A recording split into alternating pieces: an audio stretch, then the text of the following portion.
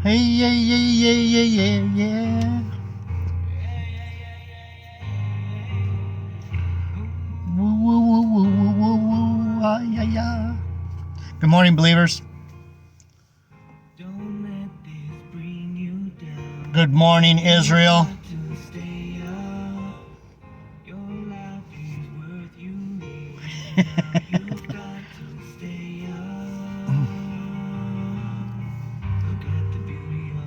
All right.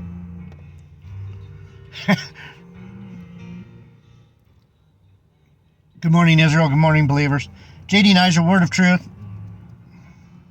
I don't feel complete unless I do 3 messages.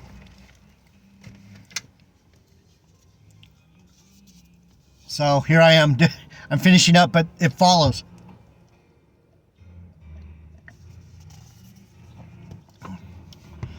And this is, I don't know why the Lord keeps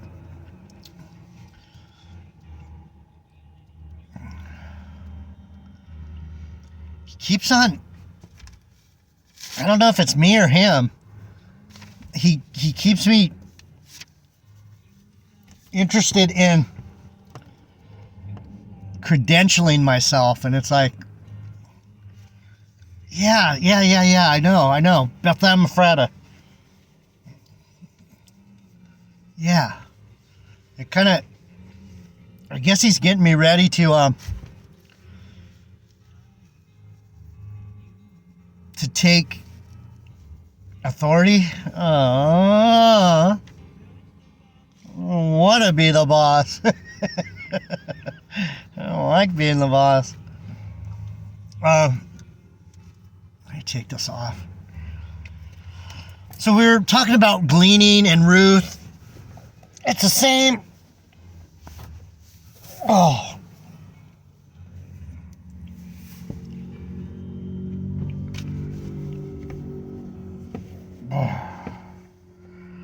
Oh, my back. Did you hear my back? Oh my gosh. Oh.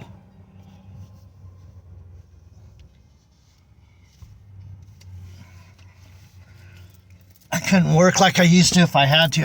I'd have to get back on dope. There's no way. I'd have to have some kind of help. I'd have to numb myself out somehow to do what I used to do. All right. Good morning.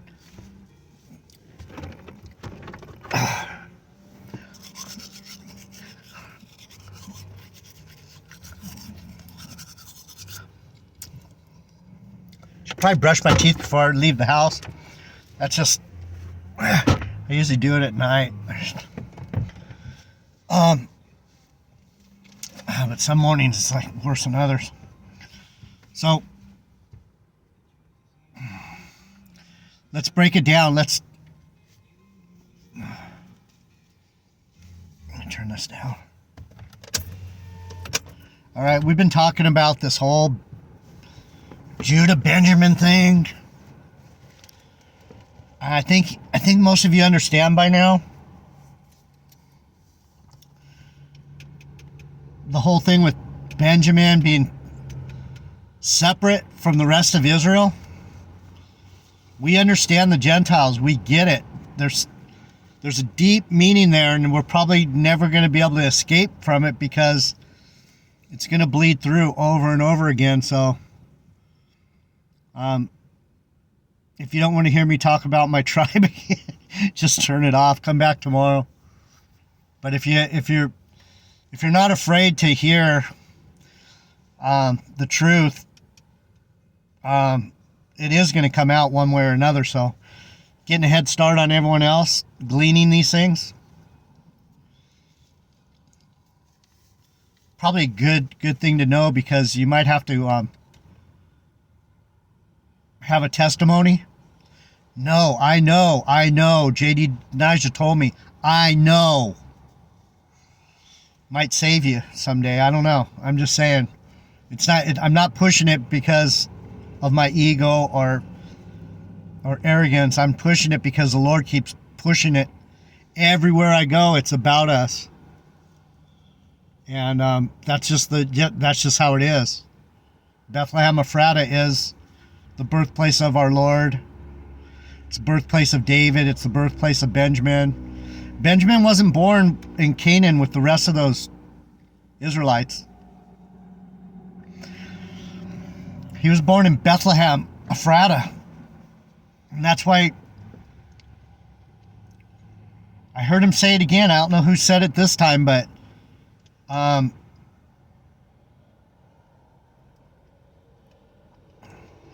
these people that listen to GMS,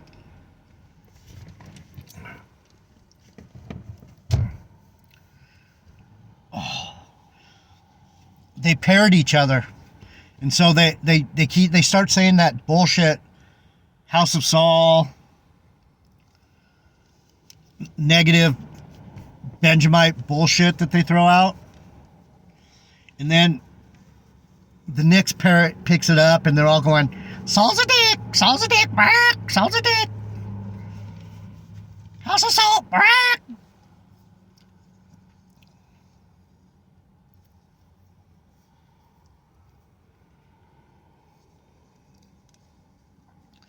It's wicked because it's not true. It's not, they don't get it. Saul was the first king of Israel for a reason, people.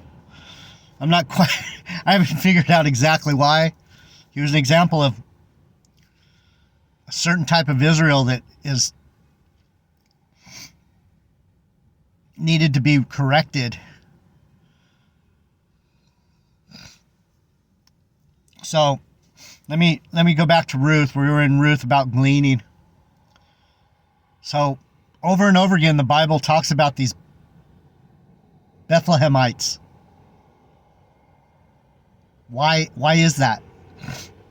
Because the southern kingdom is where the priests and kings were. And the servants.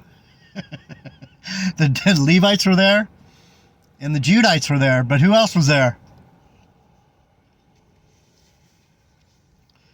Benjamin. Benjamin was given to Solomon for David's sake. There had to be someone standing up for the true tabernacle of David, and that's Benjamin. Benjamin's loyal, man. Loyalty. Really, bro? Okay.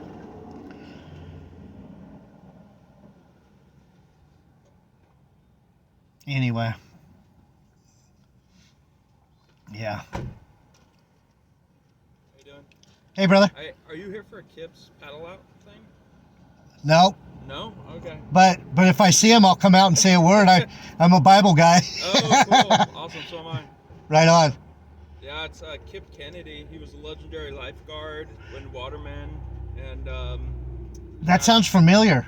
he passed away like last month. And all the lifeguards and these guys from Hawaii, all over really. And the paddle out was supposed to be right here in front of Tower 25, but Yeah, I think I seen something about that. He was Register and the LA Times as well. Yeah, I think that's where I seen the Cool. story. Yeah, that guy was a hardcore waterman, huh? Yeah, big time. He did the long paddles and all that stuff, huh? Yeah, Catalina in back. And, Yeah, I saw that. yeah. That's Oh, cool. darn it. Well, I hope everyone shows up. I know. Maybe it's a 10 o'clock thing. Yeah, who knows? It said 9 o'clock on the e-bike thing, but Oh, at Tower 25. no wonder I parked here today. Well, I hope everyone God, shows God had you for God had you here for a reason. Right? You never know. All right, brother. I'm doing a message right now. Yeah. All right, so we're wow, that's interesting. I just read the story on that Kip Kennedy guy. Fucking Benjamin, he's such a dick. I'm like, he's gonna park next to me. He's another Christian. Oh, I need to get my shit together, people. I'm like, I got a bad attitude. Heavenly Father, take my bad attitude away and give me a new heart. Hurry before it's too late. All right, so Bethlehem Ephrata, Bethlehem, Judah, Benjamin. I'm going to go through the first part of Ruth, and we're going to see how many times they talk about the family line here. So this is just giving you some more, something to glean. I'm not 100% truth.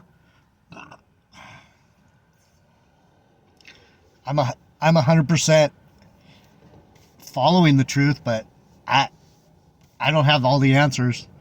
And if you say you got 100% truth, you're saying you got all the answers. I don't have all the answers. I'm searching myself all the time. That's why every day I wake up and hunt. Now it came to pass in the days, this is Ruth 1:1. In the days when the judges ruled that there was a famine in the land, and a certain man of Bethlehem, Judah, went to sojourn in the country of Moab, he and his wife and his 2 sons. And the name of the man was Elimelech, and the name of his wife Naomi, and the name of his 2 sons Mahlon and Chilion, Ephrathites of Bethlehem, Judah.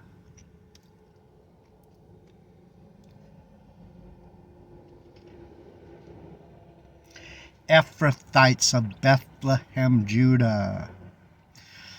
So when I say the Lord told me you're one of mine, you're of Benjamin, of Judah, J. Hall, you gotta believe me, bro. Get on the stick, bro. You know, brother, don't fight it. Go with it. What would happen if I would have went, what? No, I'm not. I'm a Catholic. No, I'm not. I'm a Baptist.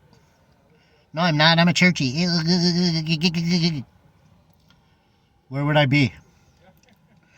Maybe I would be under the earth. Maybe I would be in shackles and chains. But instead, oh no, we conquer all evil spell. Yeah.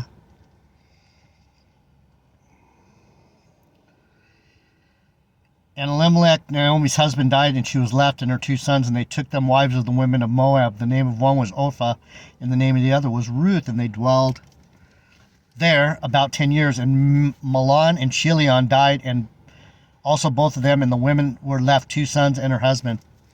Then she arose with her daughter-in-law, that she might return from the country of Moab, for she had heard in the country of Moab how the Lord had visited his people in giving them bread.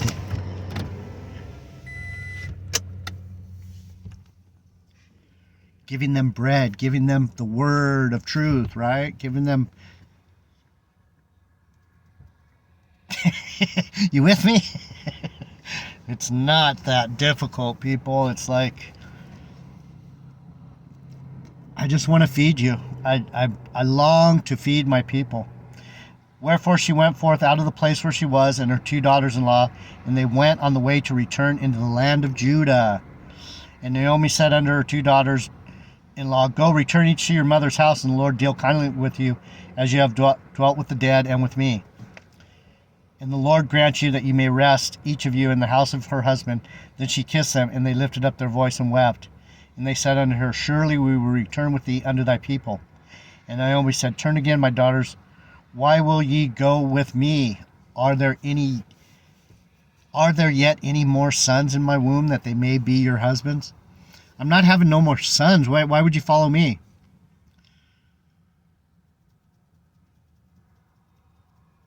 There's no more sons. There's no more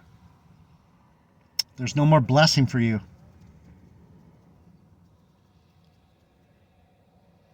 There's no more sons of God. There's no more Israelites. There's no more of Bethlehem Ephrata. That I don't have it for you. Turn again, my daughters, go your way. I'm too old to have a husband. If I should say I have hope, if I should have a husband also tonight, and should also bear sons, would you tarry for them till they were grown? Would you stay for them from having husbands? Nay, my daughters, for it grieveth me much for your sakes that the hand of the Lord is gone out against me. And they lifted up their voice and wept again, and Orphan kissed her mother-in-law, but Ruth clave onto her. Does that sound familiar? He clave onto her. What were we talking about in Solomon? Solomon's 700 wives and 300 concubines. He clave onto them.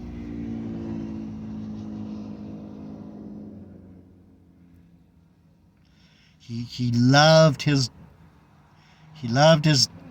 Gentile wives. He loved his foreign wives, right?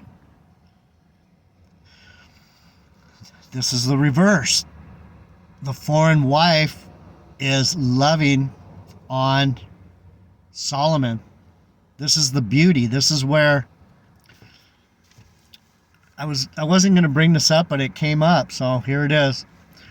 The beauty of these women that have loved me, the beauty is they're going to be blessed beyond what they know, because at least the Lord drew them to me for a reason. They don't stay. They come, they get blessed, and then they move on, so that I can bless another woman and another woman and another woman, and I could have children. And I probably would have had 2 more if I wouldn't have got a vasectomy. But what this is saying is,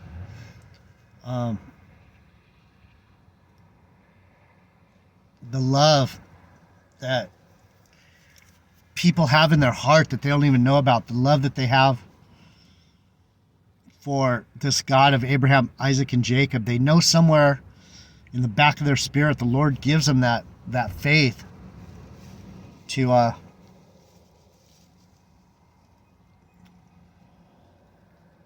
feel. Oh, you're all up in your feelings. No, that's how the Lord, He touches you. He touches your heart. He touches your mind. He makes you think, what is the right thing to do? That's your conscience. That's your ability to feel God tapping you on the shoulder going, this way. Don't do that.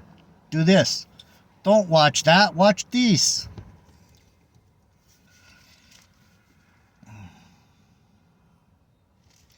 I marked it, and she said, behold, thy sister-in-law is gone back unto her people, and unto her gods. Return thou after thy sister-in-law. Naomi's going, just go back to the Moabites, man. There's nothing here for you. It's not gonna end well. My people don't. I don't know how I'm going to take care of you. You know, I'm sorry, but go. And Ruth said, entreat me not to leave thee, or to return from following after thee, for whither thou goest, I will go. Does that sound familiar? I'll go where you go. With wherever the lamb goes, I will follow. She's saying, you represent everything to me. You are the family of my blessing. You are the family of Bethlehem Ephratah. You are Benjamin of Judah. It never hardly ever, when it's really talking about the place, Bethlehem, it very seldom doesn't say Ephratah. There's a lot of times where it's Judah, Bethlehem, Judah, Bethlehem, Ephratah, Judah, Ephratah. It's the same people.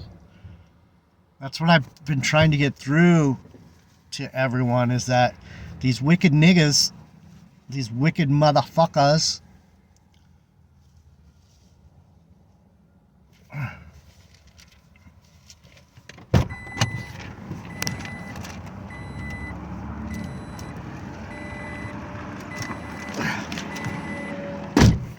sorry. I was going to try and catch that guy and find out where the Kip Kennedy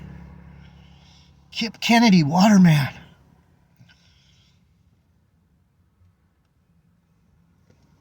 I guess when I get finished here,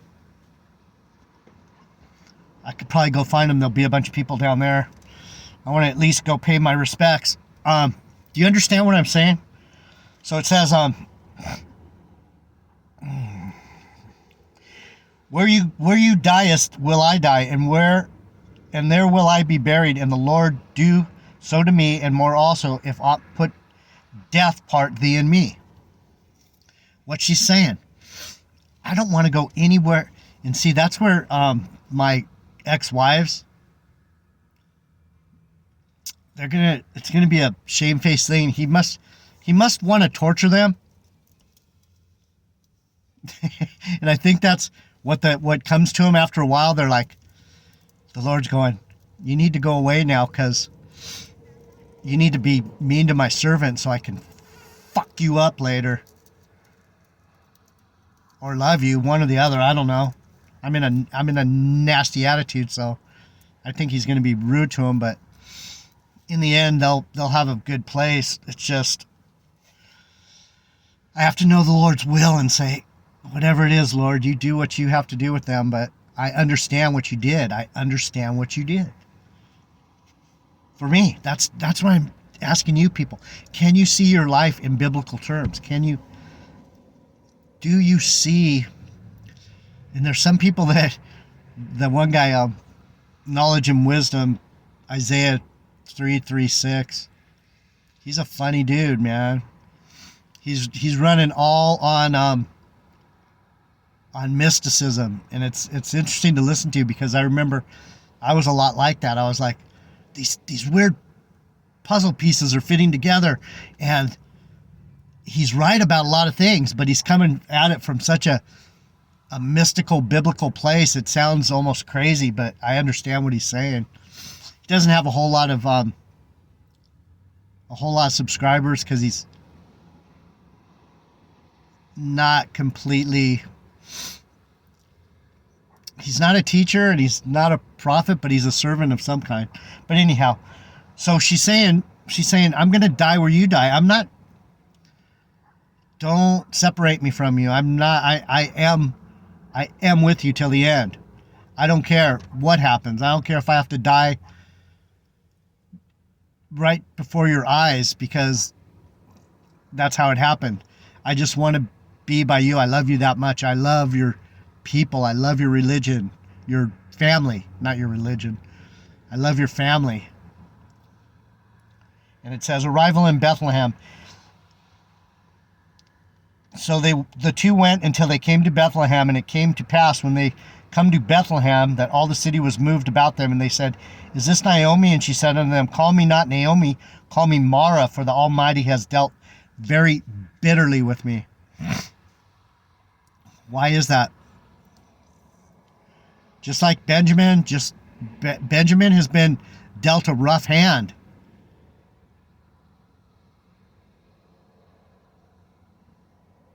She's like, damn, staying home with the temple, staying home and being part of this family is tough. There's always a test. There's always a trial. There's always work to be done. And I'm bitter now. You get it? That's why the Lord said, tell him how fucking bitter you are, JD. Now I should tell him. Let me finish the story for you. And she said unto them, call me not Naomi, call me Mara. I went out full, and the Lord has brought me home again empty. Why then call me Naomi, seeing the Lord has testified against me, and the Almighty has afflicted me? And Naomi returned, and Ruth the Moabitess, her daughter-in-law, with her, which returned out of the country of Moab, and they came to Bethlehem in the beginning of barley harvest. And then it goes into who Boaz is. And Boaz was from Bethlehem Ephratah. He's of the line of David, right? Kinsman, he's the kinsman. And behold, Boaz came from Bethlehem and said unto the reapers, right? Bethlehem, Bethlehem, Bethlehem. The story is, the bottom line is, why is Bethlehem important? Why? Because Jesus was born there. Why was he born there? Because it's about the Gentiles coming in. It's the story of Ruth. It's the story of Bethlehem is where, little child of Bethlehem, it's where the Lord was born, that he could reconcile these Gentiles and these other nations back to the Lord. God's creation needs to be reconciled back to him. These spirits need to be reconciled back to him. What part of that doesn't these black Hebrew niggerites get?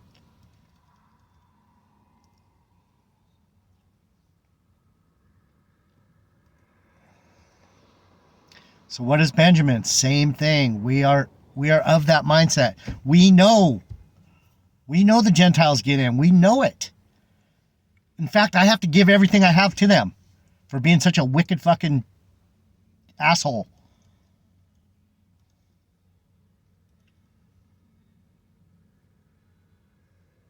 And hopefully he takes this bitterness and bad attitude away from me so that my message, my ministry can grow. And so we can say we love the Father of Abraham, Isaac, and Jacob. We love that God because he is our God and we are his children.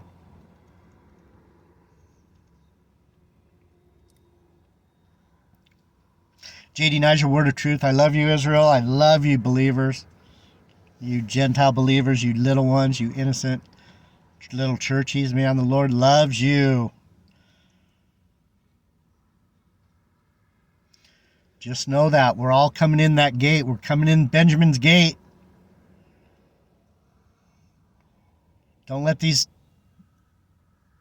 black Hebrew fuckfaces tell you House of Saul is this, a House of Saul is that.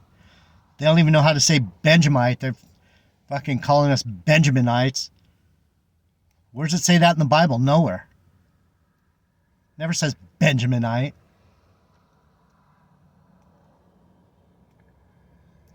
All right.